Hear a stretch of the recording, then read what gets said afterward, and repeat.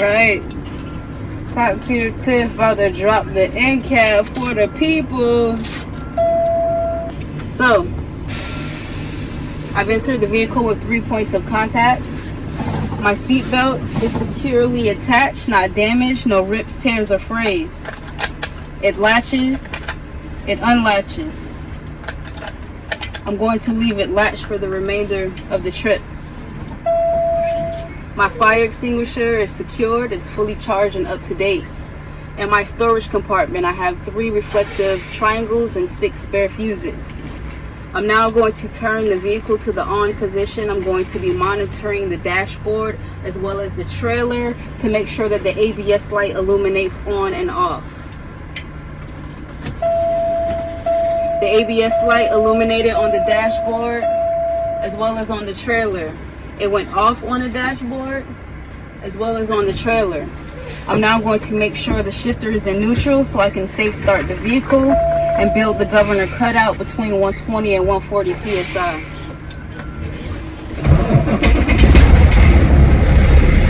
While the governor cutout builds between 120 and 140 psi, I'm going to start with checking my indicators.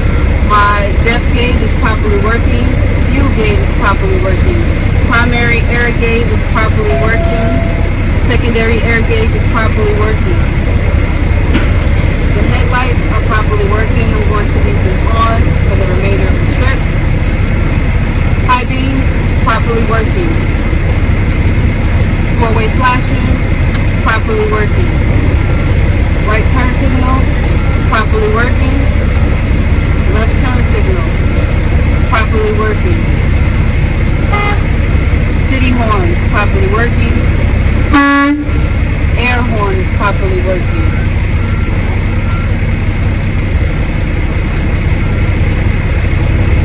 My heat is properly working. The defrost is properly working. The windshield wipers are properly working.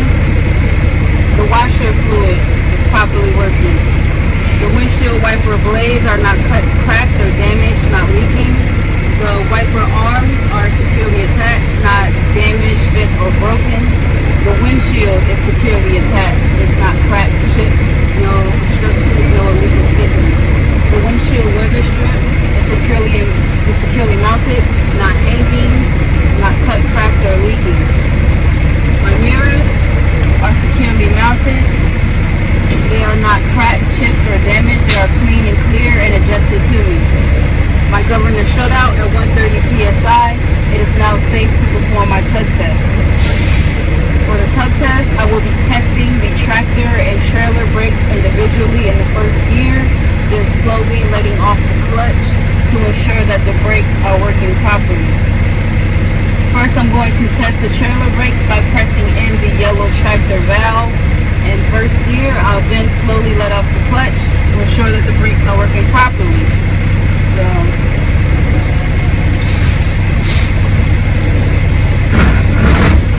in first gear, I'm going to slowly come off the clutch.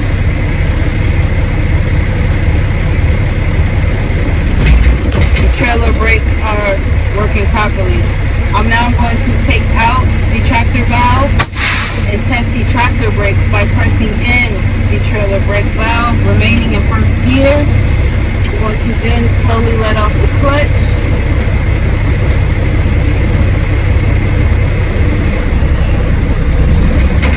The tractor brakes are working properly. I'm now going to take out the trailer brake valve, place the shifter into neutral, and allow the governor cutout to build between 120 and 140 psi. At this time, I will assist the governor cutout to build between 120 and 140 psi by pressing the accelerator.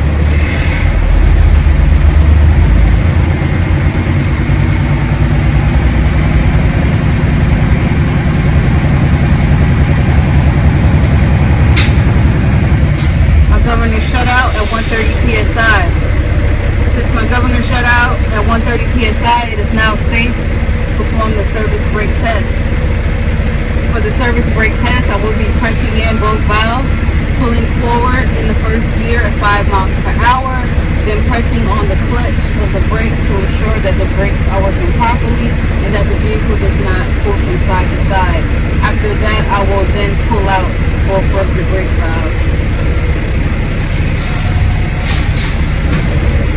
Okay, both valves are in. Going into the first gear. Pulling up at 5 miles per hour. Pressing the brake and the clutch. The surface brakes are working properly. The vehicle also did not pull from side to side, which will indicate a flat tire or worn suspension. I'm now going to pull out both brake valves, put the shifter into neutral, and allow the governor cutout to build between 120 and 140 psi. At this time, I will be assisting the governor cutout to build between 120 and 140 psi by pressing the accelerator.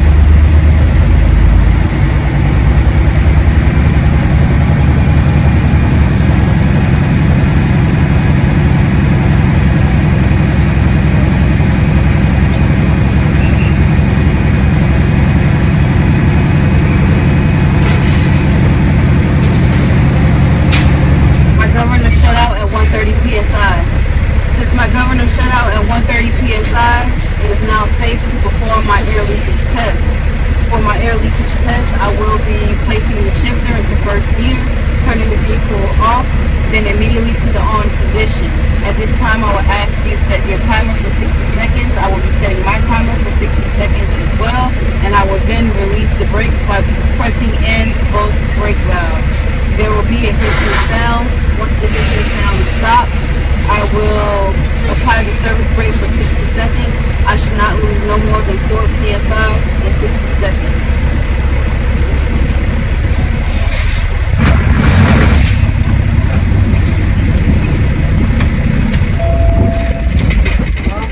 Now immediately to the on position.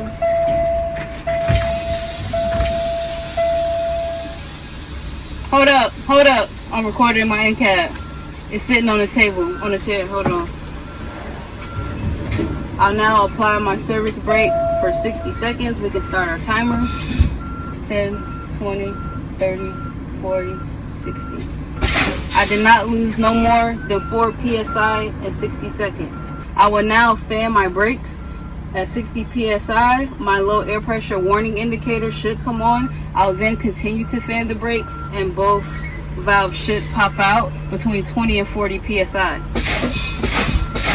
My low air pressure warning indicator came on at 60 psi. Both valves popped out at 30 psi. I'm now going to place the shifter into neutral and build the governor cutout between 120 and 140 psi. At 60 psi, my low air pressure warning indicator should come off.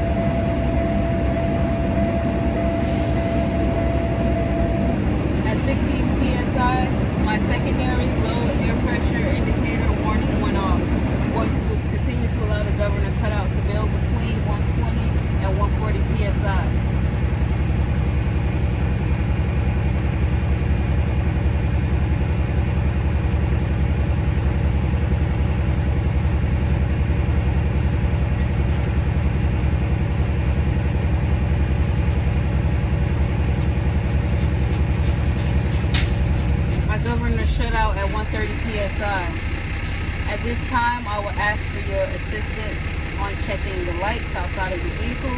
We will be checking the front of the tractor, the headlights, the low beams, high beams, the left turn signal, right turn signals, and the four-way flashers. The rear of the tractor and the rear of the trailer, we will be testing the brake lights, the left turn signal, right turn signals, and the four-way flashers, as well as the side of the trailer, the left turn signal, the right turn signal, and the four-way flashers. After you give me that thumbs up that all of the lights are working correctly, I will turn the wheel completely to the left, turn off the vehicle, and exit the vehicle with 3 points of contact, and continue the pre-trip on the outside of the vehicle.